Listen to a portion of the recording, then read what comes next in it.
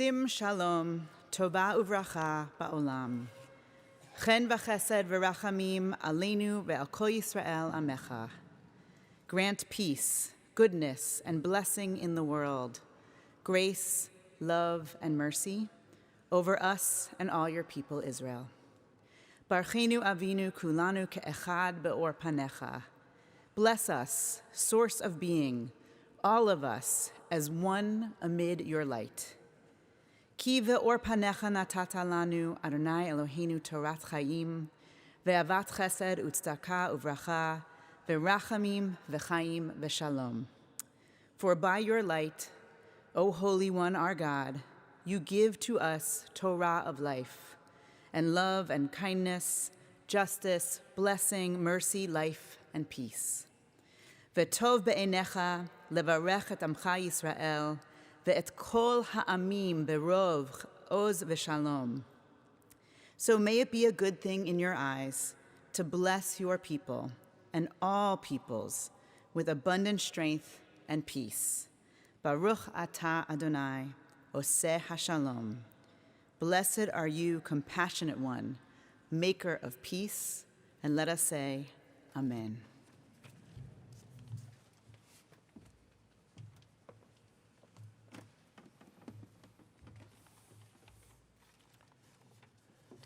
On behalf of Duke University and the Martin Luther King Jr.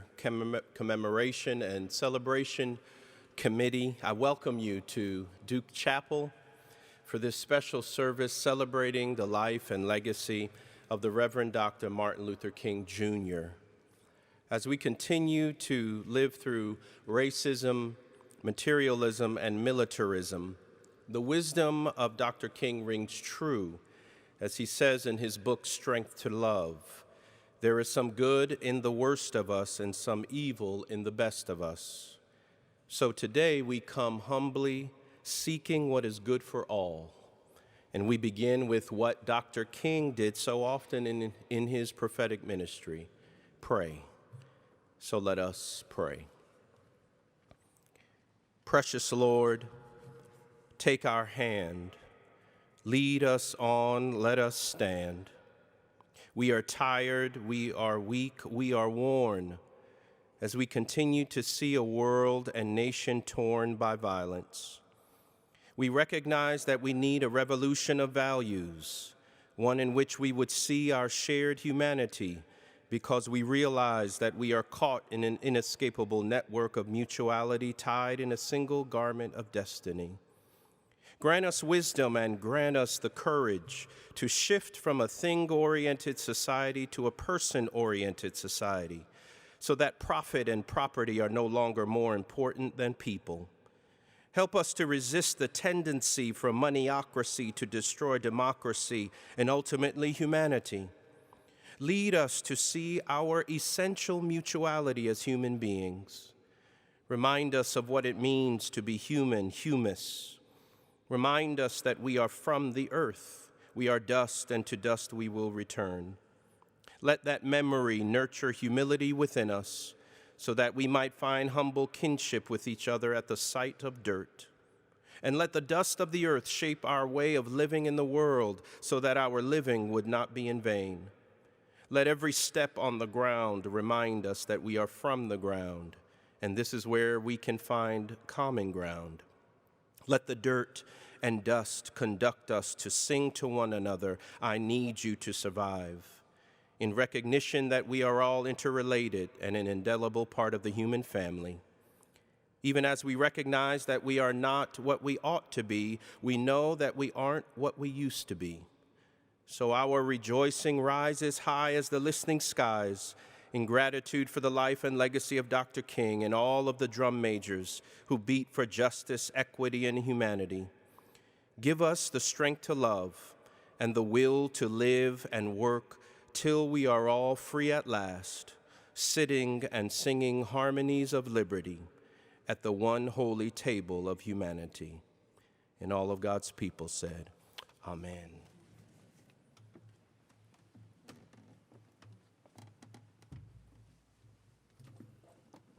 Good afternoon, and welcome to Duke Chapel.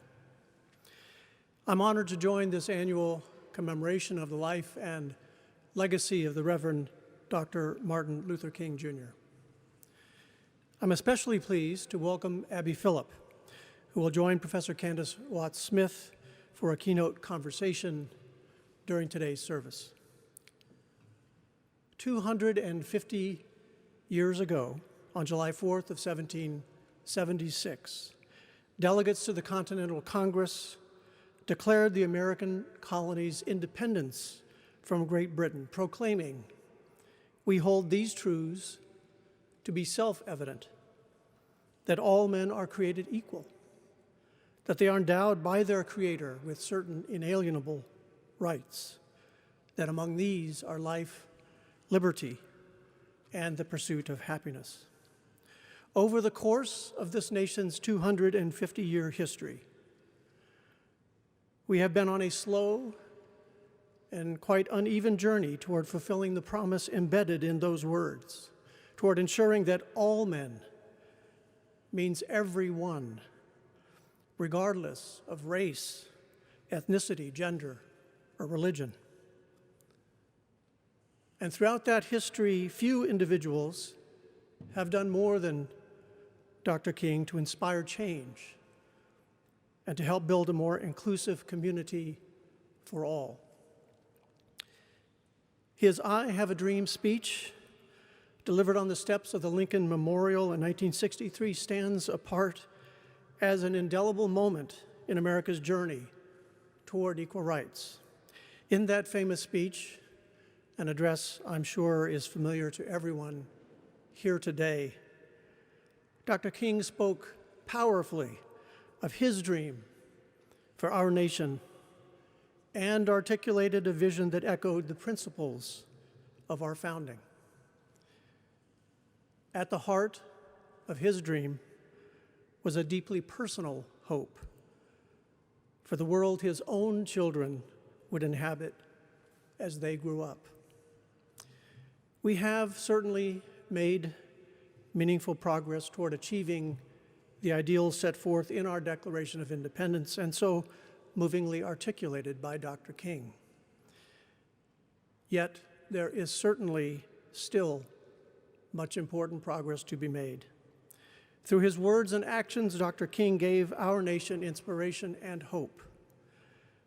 6 decades since he so eloquently expressed his dream for America, we in the Duke community continue to be inspired by those who work every day to ensure that here, all people are judged by the context of their character. They and each of you here today give us hope that this great university will continue striving to be a community that offers a welcoming and enriching experience for everyone, a place where every individual is valued, respected, and empowered to thrive.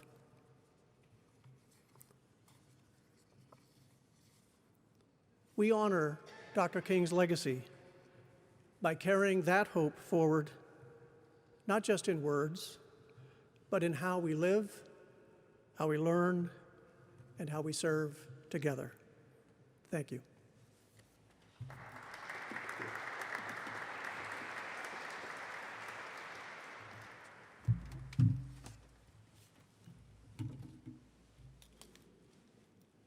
Good afternoon.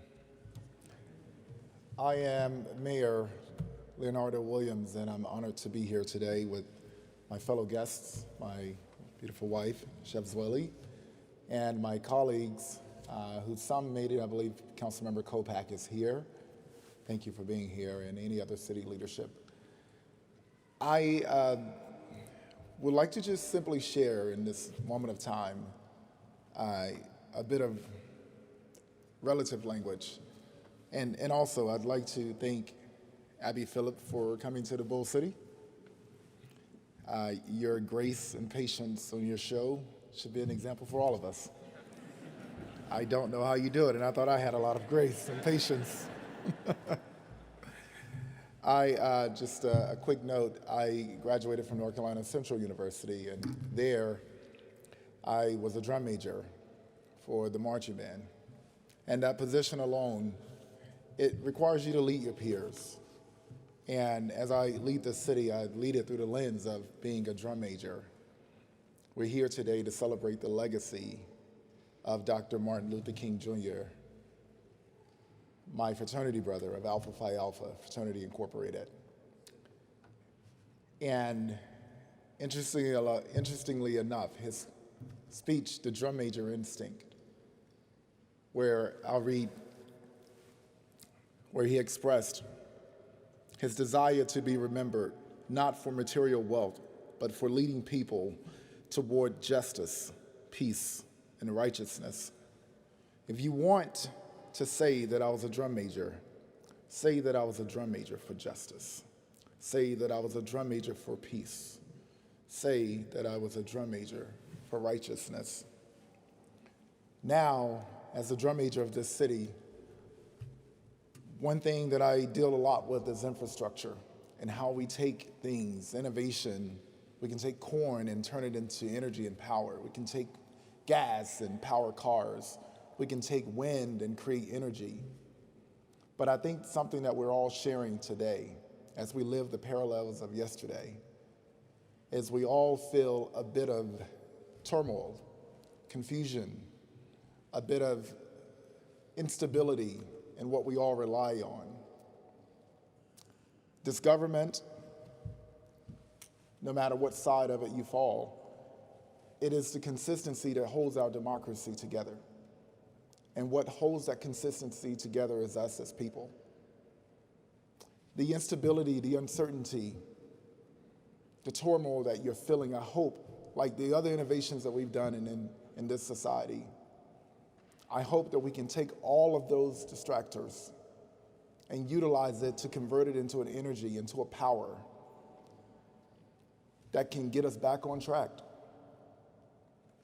We all know the parallels of yesterday that we are living, that our forefathers and foremothers lived. And in their today, they made today possible for us, which was their tomorrow. So now we have a shared purpose as a people. No matter your zip code, no matter your conditions of living, we have a purpose to make tomorrow better than today by understanding yesterday. To go forward, we simply need to look back. The legacy that Dr. King left for us he was an architect, and all those around him. So I hope that we take everything that we feel, uncertainty, instability, turmoil, and convert it into an energy that will power us to get our society back healthy again. This is our purpose, and this is our time to make tomorrow better than today. Thank you.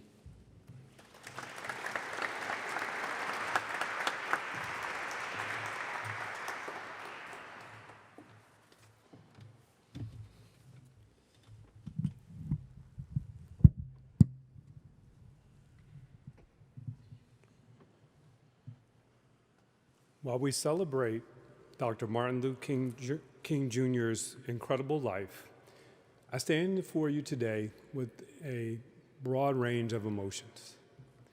I'm disheartened, I'm frustrated, and I'm angry at the uneven progress that we've made as a nation toward realizing his dream. It is chilling to reflect on the acts of hatred that continue to plague and unfold across our country. As Dr. King poignantly reminded us, darkness cannot thrive in darkness. Only light can do that. Hate cannot drive out hate. Only love can do that. Today we gathered with a renewed sense of purpose because our world is calling on us. It is calling on us in a time marked by deep divisions and rising discord. A time when too many people carry the weight of discrimination and are targeted in ways that lack respect and decency.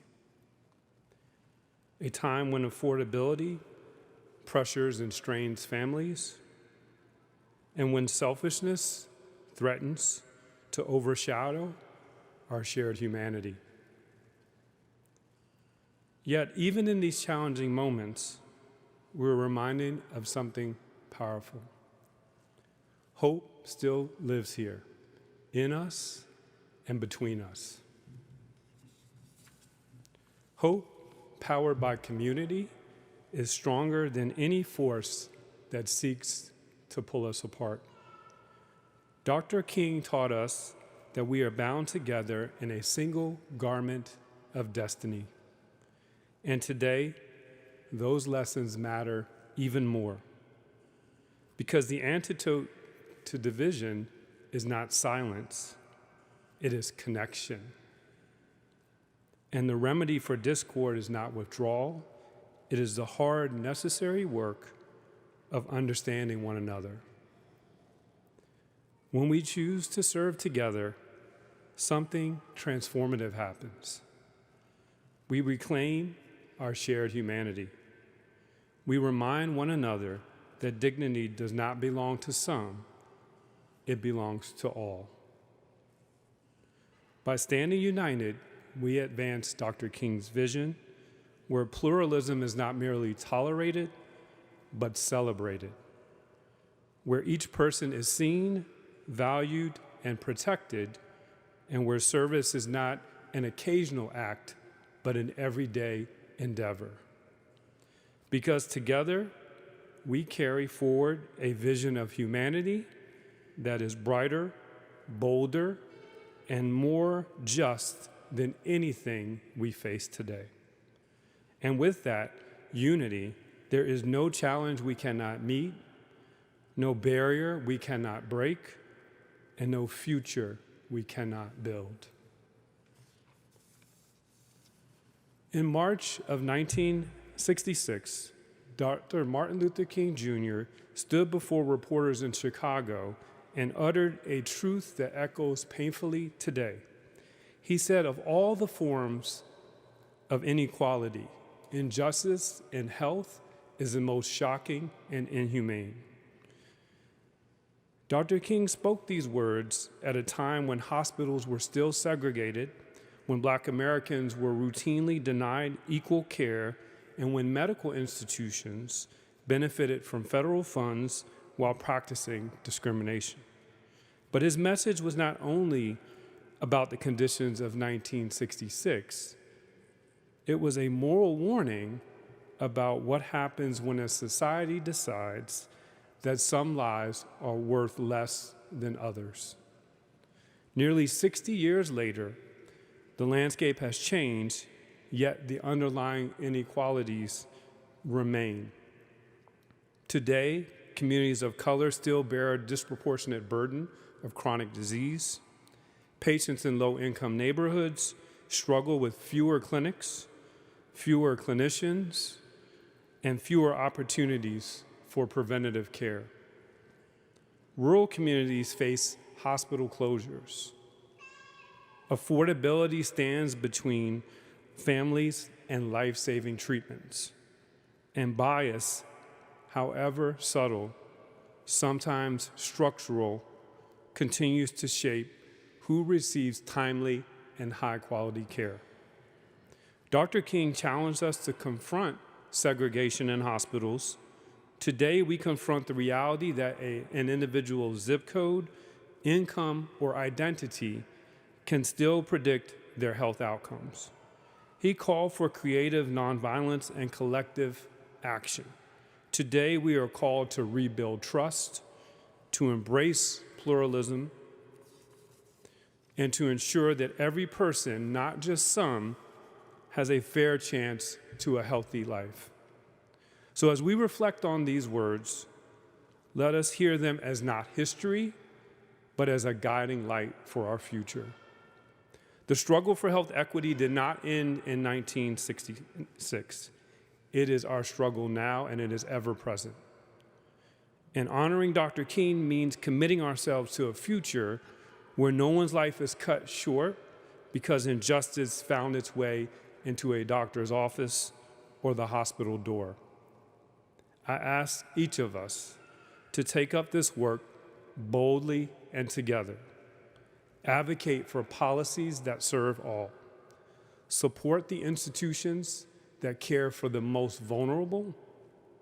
Use your voice, your skills, your influence to close the gaps that still cost lives. Let us move from awareness to action, from concern to commitment, and from hope to measurable change. Because the future Dr. King envisioned will only come to life if we build it side by side, together forever. Finally, let us commit to not only honoring Dr. King's legacy, but to embodying it by being the voice of empathy in a world of discord, the hand of service in the time of struggle, and the love that trumps hate. Thank you.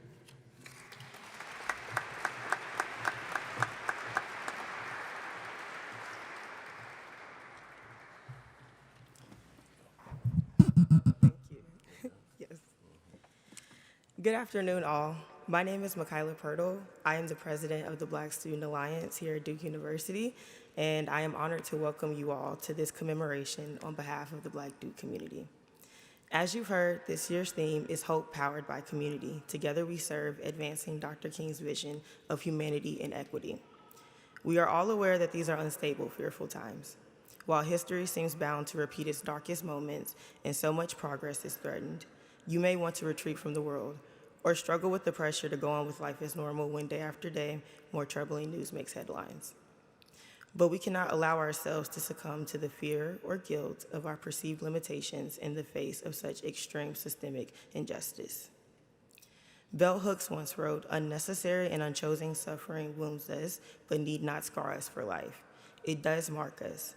What we allow the mark of our suffering to become is in our own hands." We cannot ignore the scars of our nation's past or let them define our future, proclaiming never again only to fall into the same patterns. These times may feel demoralizing, but they are not new to our history, and it is up to us to decide when such unnecessary suffering finally ends. It is up to us to decide when to break these cycles of destruction. And I will leave you all with this. We cannot stop wanting change just because we do not know yet how to achieve it. We each belong in this movement. Not everyone will be a martyr. Not everyone will have the resolve to brave a storm of angry protesters. Not everyone will speak in front of thousands, even if their voice shakes. But each of us has an active role in our shared liberation. For every Martin Luther King Jr., there were many behind the scenes who recognized the importance of solidarity, no matter how small the task. We share in the pain of our ancestors. Now let us carry forward their determination. Let us show up together because community has always been the greatest threat to oppression. Thank you.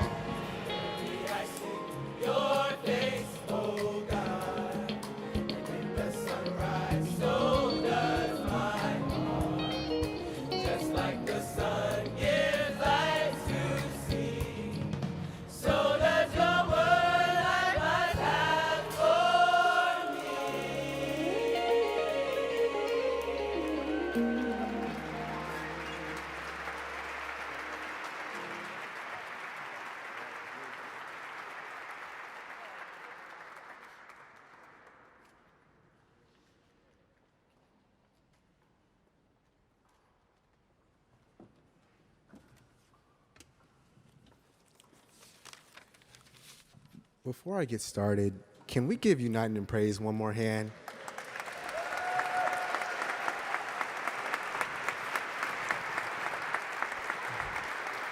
Listen, y'all can sing.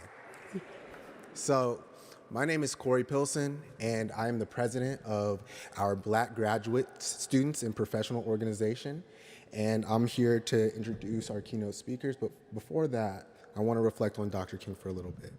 Dr. King once said that the ultimate measure of a man is not where he stands in moments of comfort and convenience, but where he stands in times of challenge and controversy. And I don't think it would surprise anyone right now that we're in times of challenge and controversy. But these are not times to lean away from the things that we've been doing, but rather these are the times to lean in. So for the student leaders in here, for the faith leaders in here, for the educators in here, and for the public servants in here, we have to continue the work that we're doing, and we have to continue it in the spirits of excellence, collaboration, and most importantly, community. And now I'd like to introduce Dr. Candis Watts Smith. And so if I had my way in a perfect world, I would just read off the CV of Candis Watts Smith. I just don't have 2 hours to spare today. So I'm going to try to keep it a little brief. But Dr. Martin Luther King reminded us that the goal of education is not just intelligence, but it's also character. And Dr. Candis Watts Smith embodies that mission. Through her scholarship, her personhood, and her public engagement, she challenged us to think critically about race, power, and democracy while grounding her work in the lives of real people. Dr. Smith is a true powerhouse. She's a political scientist who has graduated from Duke not once, not twice, but 3 times. And she is taught at Duke, UNC, Penn State, Williams College, and Texas A&M. She's an author of multiple books, one of which is coming out in May, so get your copies today if you can. Not only has she served Duke in the classroom, but also as a faculty in residence and as a vice provost. And when I see Candis, I see a leader who serves, a leader who leads by example, and a leader who dreams for a brighter future. And in that way, Dr. Smith brings Dr. King's vision to the forefront, and I'm honored to present her to you all today. So if y'all could give Candis Watts Smith just one round of applause. Thank you so much.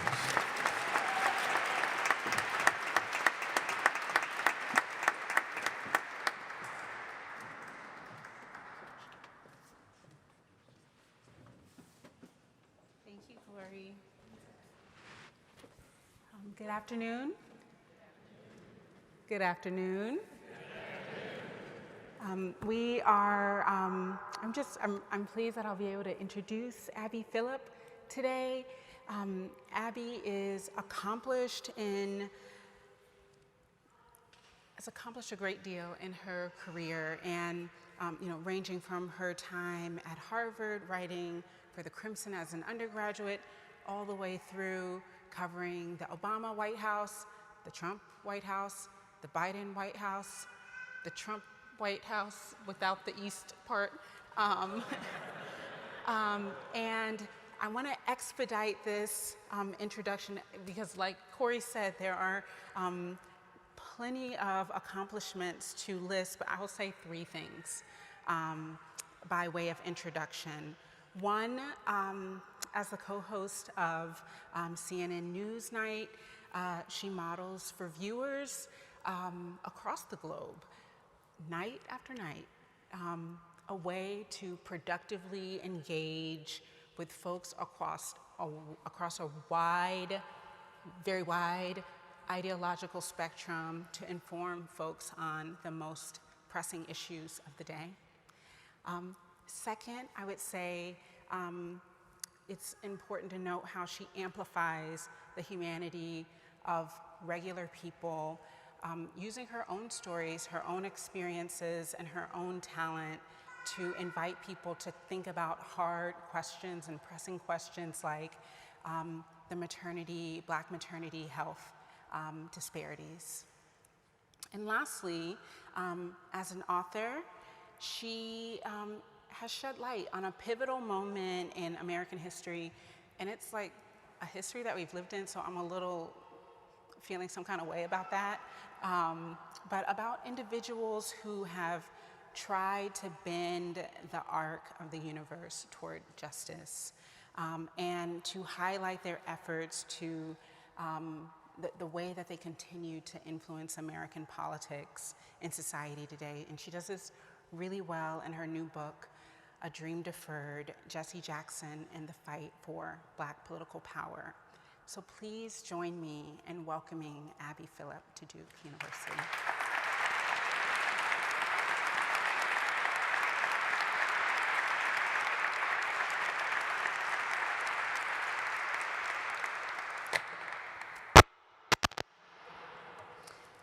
So Abby, based on the number of emails, is it me? I don't know. I think we're good. Can you all hear me and her? Okay, great.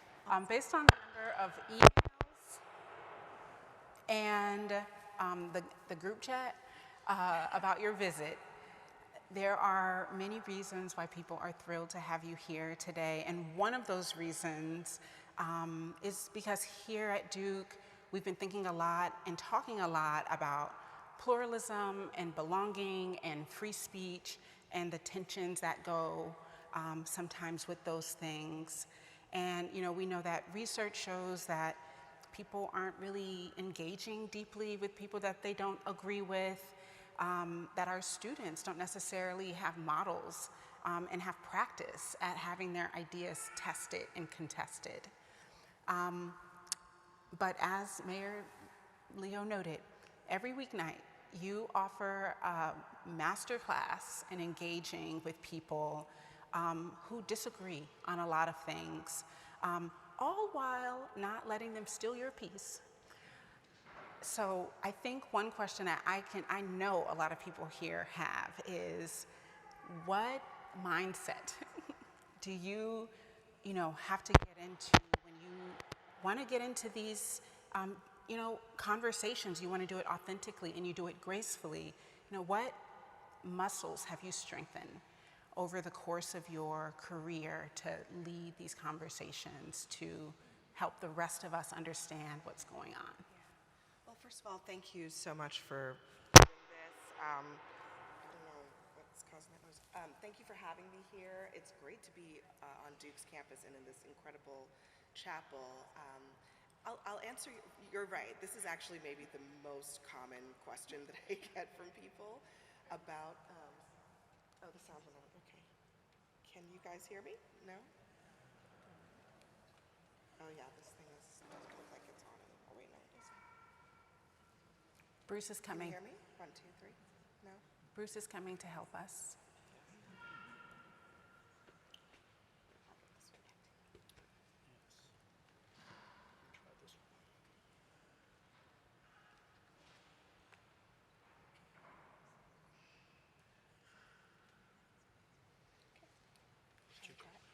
Hello? No? Okay.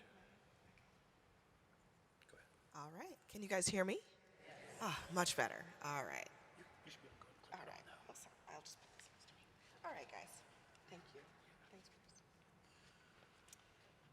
All right. So, yes, this is by far, let's see how this works here. By far the most common question that I get. And I would say, let me start by saying that in the spirit of Dr. King's legacy, I actually often think about the broader implications of dialogue, right? And when I think about Dr. King's legacy, I think about what actually brought me to journalism in the first place. When I was in college, I went on these trips at it was a civil rights and service tour. So while all my friends were in Mexico at Cancun, I was in Mississippi and having a very different experience. But one of the things that really struck me about that experience of going to all of these places where pivotal things had happened in American history, where Cheney, Schwerner, and Goodman were killed, where Emmett Till's body was found, and all Medgar Evers' home, where you can still see the bullet holes in the frame of the house where he lived with his wife. One of the things that really struck me about that was that one of the great triumphs of the civil rights movement was unmasking Americans to each other. There were so many people in this country who had no idea what was happening in their own country. They were never forced to confront it. It was never placed on their plate until it was. Like that day when Emmett Till's mother decided, yes, you will see the open casket of my son. And I think that there is something so powerful about what happens when we really see each other, for good and for bad. And that's a long way of saying that I think that what we try to do on my show is to say ignorance is not bliss. That the way forward to understanding each other better and to progress is not that we drift farther and farther apart because we think we don't have anything at all in common. The way forward is to actually finally see each other and to decide together what are the contours of this democracy that we want to live in.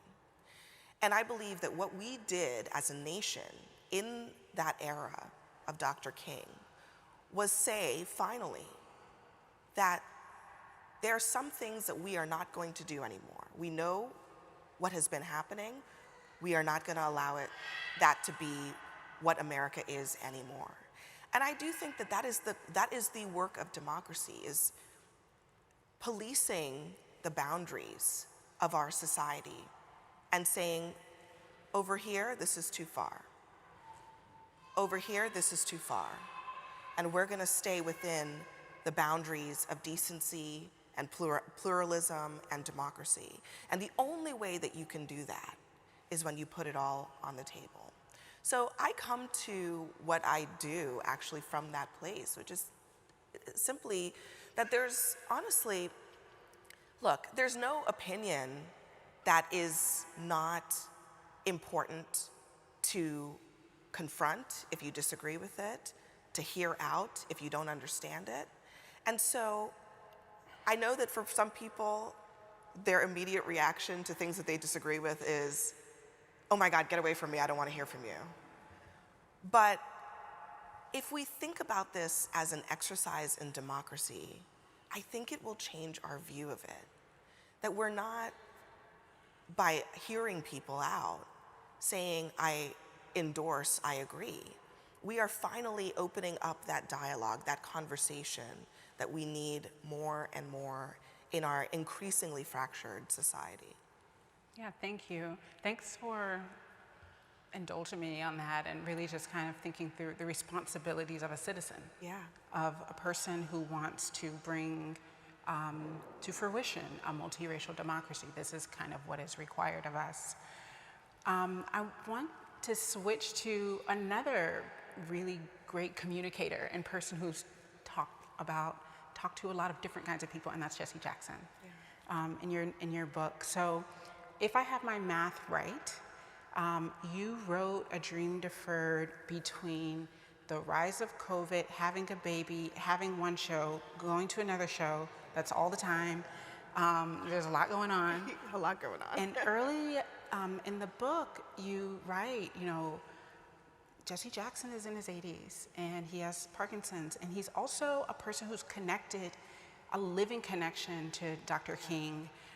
There seemed to be a sense of urgency in capturing this story, in Jesse Jackson's story. And so just one step back is, can you just kind of talk about the necessity of capturing the history and the contributions of those who surrounded Dr. King, generally speaking, people who learned from him, people who were mentored by him? Yeah, I like to call this generation the greatest generation Because in so many ways, these people, Dr. King, Jesse Jackson, Andrew Young, Ralph Abernathy, so many of them, they really were the people who helped this country live up to its true promise.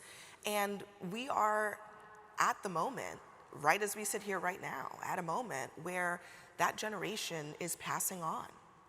And we are losing the opportunity to continue to learn from them, to fully understand the stories, the ups and downs, the true history of what they lived through and what they did. And I still think it's incredibly striking that we actually don't do a great job of documenting the civil rights era. I think we do a great job of talking about Dr. King, talking about the parts of his legacy that I think some people believe are the most palatable to the most people. But there were dozens upon dozens of people working quietly all across the country, moving the needle forward. And their stories are, by and large, not very well told. And so, yeah, I mean, around 2020, around that time that I started working on this book, John Lewis had just passed away. And it felt like the end of an era. The end, I remember the days, and I'm sure many of you do too, when it used to be a bipartisan thing that Republicans and Democrats would go down to the Edmund Pettus Bridge, and they would commemorate that day of Bloody Sunday. And John Lewis was embodied in one person, the living connection to that era. But it felt like when he passed away, some people were content for that to be the end of the story. And I do think that there's so much more to document, there's so much more to capture in the memories of the people who are still living. I mean, just last week we lost Claudette Colvin, who most people don't know. She was actually the reason that buses were desegregated in the South, not necessarily because of Rosa Parks. Rosa Parks was, in some ways, the face of bus desegregation, but Claudette Colvin, as a 15-year-old girl, decided not to get up from the bus when she was told to get up from the bus, was put in prison, in jail, and her case was the case that went all the way to the Supreme Court. So there are so many people like that. There are the Jesse Jacksons of the world, and there's a lot to his story, and I'm sure we'll talk a little bit more about that. But there are so many people whose names you don't know, and whose stories are not told. And I think there is more work to be done to make sure that we capture these memories of the people who are still with us, about what the day-to-day struggle was like, what the ups and downs were like, what they were really trying to accomplish, because their work really is not fully done yet. Yeah. Dr. King was murdered in Memphis, and he was in Memphis because there was a local civil rights and labor issue connected to the Poor People's Campaign. Reverend Jackson really cut his teeth in local politics in Chicago. We tend to think about national politics, but local politics matter too. And if you would just tell us more about what you learned about Reverend Jackson's work at the local level and what you think his work tells the rest of us is our responsibility at our everyday level of living. One of the things that I think is so important to understand about Reverend Jackson as an acolyte of Dr. King's is that he joined King's inner circle at a really important moment. It was after Bloody Sunday. It was after the first set of Watts riots, when Los Angeles exploded into riots in the late 1960s. And Dr. King had decided that it was time to move what they were doing to the north, because there was a sense that the north, Chicago in particular, where they ultimately decided to go, racism looked a little different. It was a lot more subtle, but it was a lot more entrenched in other ways. And they were starting to pivot not just to the sort of basic human rights, like can I eat at a restaurant, can I cast a ballot to vote, but what does housing segregation look like? What does economic injustice look like? And so Reverend Jackson joined the King Inner Circle just at that moment. And he had gone to the Chicago Theological Seminary, so he was familiar with Chicago. So all the other of King's deputies were like, we don't want to go to Chicago, it's too cold. It's too cold. It still is. And some of them literally were like, these people have been so beaten down by institutional racism that they don't even want to fight anymore. And so Jesse Jackson said, well, I'll take it on. And what he did in Chicago, I think, is the piece of Dr. King's legacy that gets very little attention, but might be one of the most important. What does economic justice look like? What does economic freedom look like? What does economic equality look like? And they started out with things like Dr. King and Coretta Scott King moved into a slum. They moved into a slum and they lived in an apartment that was being run by a slumlord. And urine on the carpets in the hallways and the dilapidated doors. And when they were just getting ready to move in, the landlord was like, okay, let's put a fresh coat of paint on. And he started by bringing attention to things like that. Can Black people in Chicago bank? Do they have access to capital? What about the grocery stores? What about the grocery stores that are serving Black communities? Are they serving substandard food? And so Jesse Jackson became the person who carried out that mission. And sometimes the mission was as simple as asking the question, do you have any Black people who work for you? You're serving a Black community. Do any Black people actually work for you in your executive ranks? Do you lend to any Black people? By simply asking the questions about the business practices, the economic practices of American institutions, he was able to move the needle toward revealing that there was very little diversity.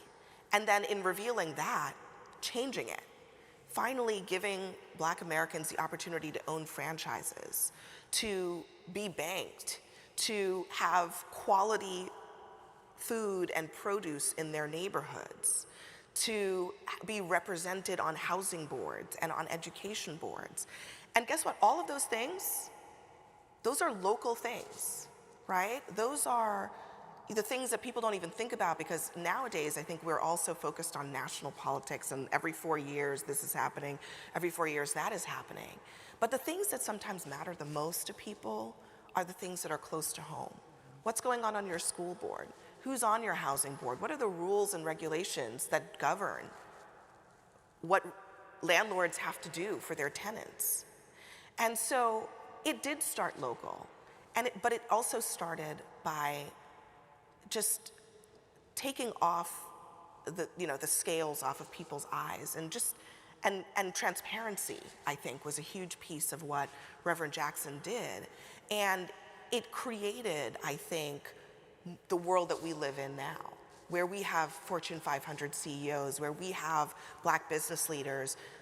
That probably wouldn't have happened if Jesse Jackson hadn't done that work in the 60s and in the 70s. And I think that's the part of his legacy that people don't understand as well, and they also don't understand the degree to which he was doing that, because that's where Dr. King thought the fight needed to go next, right at the moment that he was assassinated. I have so many questions. Okay, which one am I going to choose? One thing. So one thing that stood out to me is the different kinds of people that Jesse Jackson was willing to talk to. So he goes to meet George Wallace, like George, segregation now, segregation forever, Wallace. He talks to white farmers in places where people are sure they are never gonna vote for him.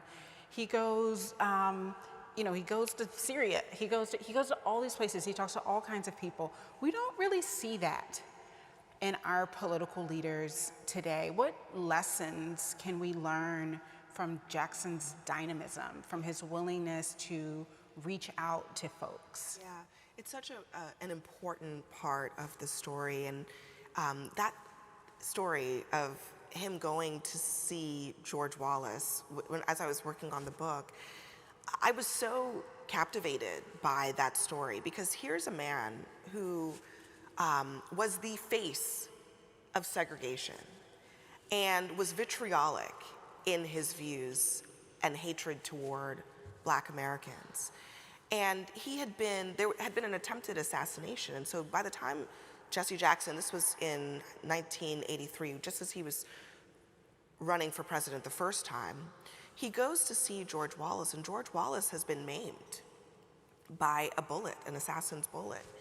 And I think that Reverend Jackson chose that moment to say precisely what we're talking about here, which is that the real promise of American democracy is that a George Wallace can be so wrong that in this same country, in this same union, in this same democracy, years later, after he has lost the battle of segregation, he can and does then sit down with the very type of person that he didn't think was worthy of being in the same room with him. I think Jesse Jackson went there precisely to show that that is actually American democracy in action. That it's not actually so much that George Wallace should be condemned to, the corners of, the darkest parts of the earth. I'm sure there were many people who thought that he should be condemned to that place. But that there were plenty of people in America who in the 80s, 20 years before, they were segregationists. But they were still here in our democracy. They were still a part of this nation. And I think Jesse Jackson understood that people can change, and that when they do change, we ought to recognize that and say, let's move forward together. Because by that point, George Wallace had renounced his most hateful views. And Jesse Jackson, on that same trip, went and he spoke before the Alabama State Legislature. And he chose that moment as a symbolic moment to show the progress that had been made, but also because he understood that there were so many people in this country at that time that had grown up with hatred toward Black Americans. They had grown up in Jim Crow, okay? It was not ancient history. They were the same people. When he was running for president at one point, there was a former Alabama state trooper who had been on the Edmund Pettus Bridge beating protesters, who came to see Jesse Jackson and gave him a key to the city. So these were the same people. And I think Jesse Jackson knew that in this country, we have to find a way to help each other move forward, to abandon the hatred of the past and move forward together. And he was always willing to do that. And I would say today, it's not very popular to talk about that. I think it is very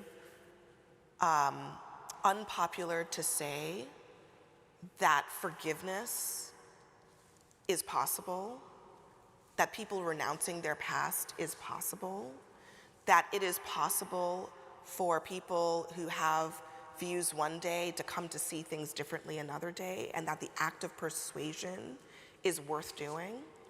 And I think that in these campaigns, in both 1984 and 1988, he was relentlessly committed to the act of persuasion.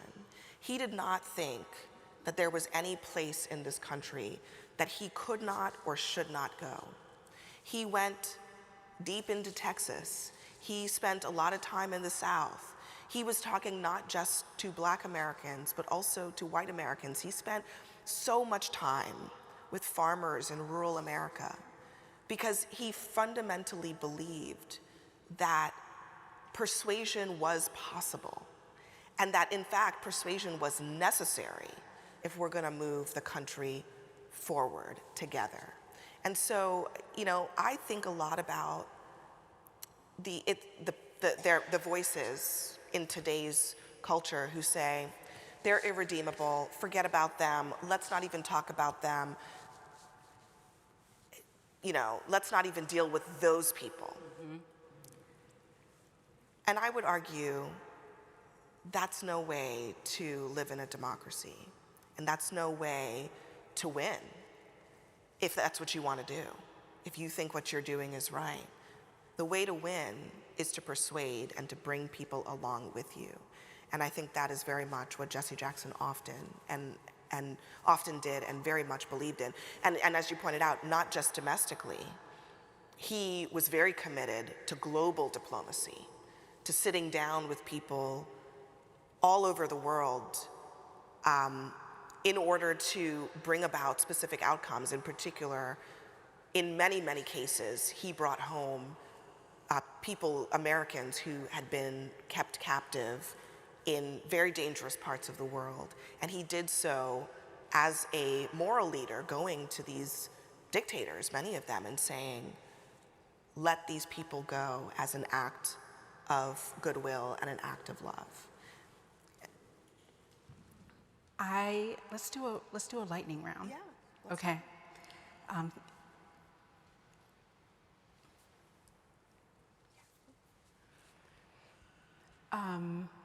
What are you thinking about now and next? Well, there's a lot. Once you finished one book, people start asking you about the next one, which is unfair. But you know, I mean, I am always thinking about how to connect more with people and just how we can feel like we have more in common with each other. And so I don't know what that looks like yet. I mean, I think I spend a lot of time arguing for connection. And so figuring out what to do with that, I think that, you know, it's a broad concept, but it's something that I'm spending a lot of time on. Last question. Yeah. What's giving you hope right now? Yeah. Well, you know, I have been a political journalist my entire career.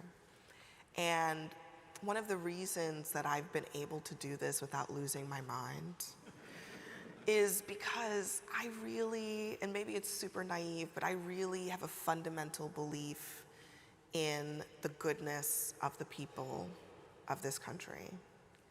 And I think that Americans embody and understand American values. And I see it every day. I think that there are a lot of forces in our politics that want to drive us toward division and drive us toward the lowest common denominator.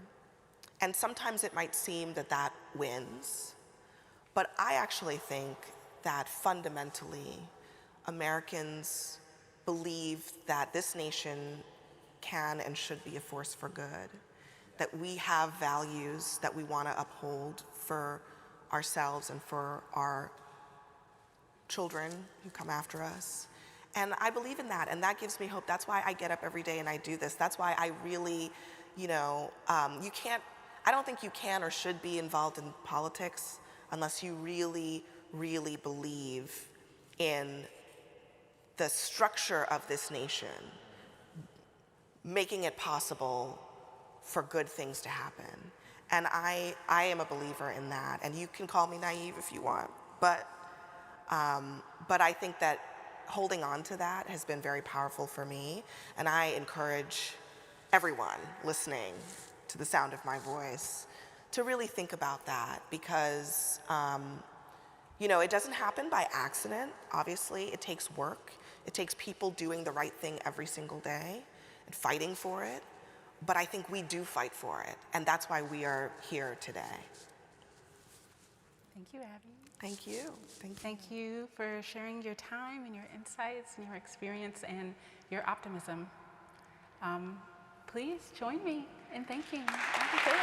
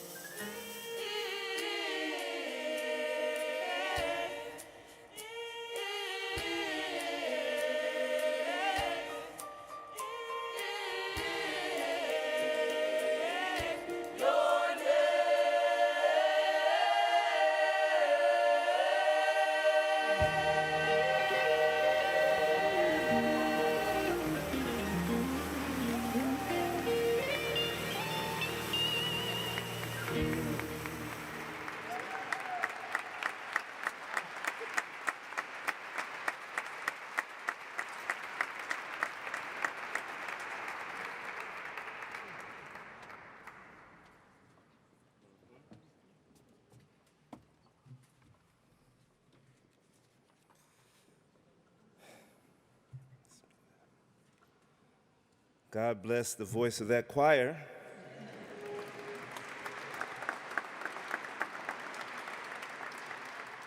And all the voices that we have heard here tonight, we ask God to bless those voices. Last Saturday, my oldest sister visited Duke for the first time. She is a prayerful, sincere Christian woman. So when I planned her tour of the campus, I made sure that the chapel was a mandatory stop. She was in awe of its beauty, asked thoughtful questions about the organs, and then sat right there and made a prayer. And I believe deeply that the prayers of those who strive to submit their will to God's will are heard loud and clear. So as we close, let us offer a prayer that does not merely comfort us, but one that challenges us.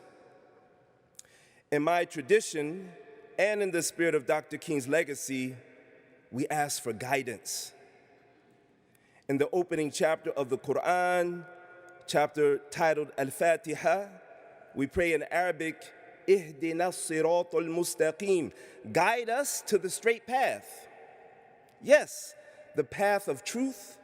Yes, the path of justice. But we must also remember that the definition of justice can be distorted.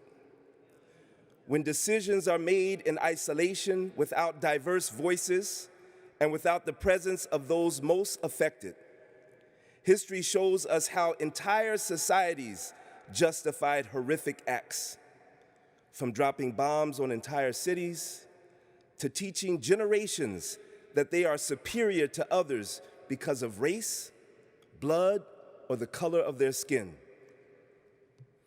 We must be extremely careful about making decisions in a bubble.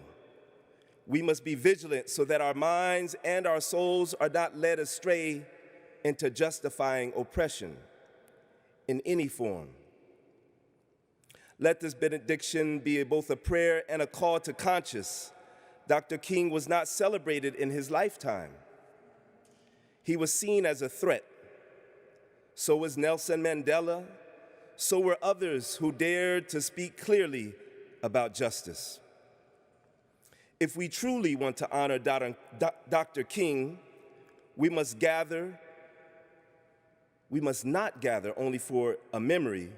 We must commit ourselves to deep reflection and courageous action. We must reflect on how we define justice. We must ensure that mercy and dignity are upheld for all of humanity and all of God's children.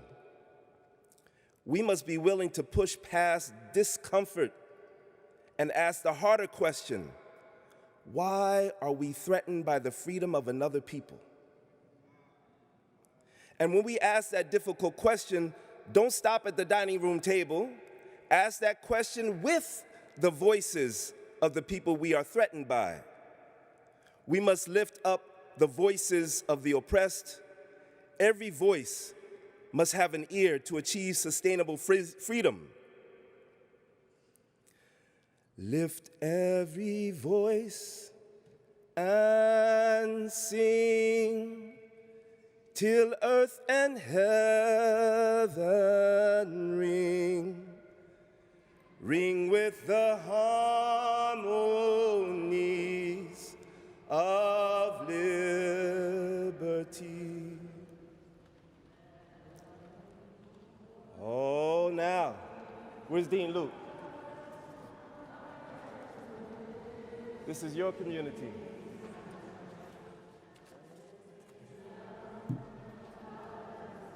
Rolling seas, let freedom ring. Amen.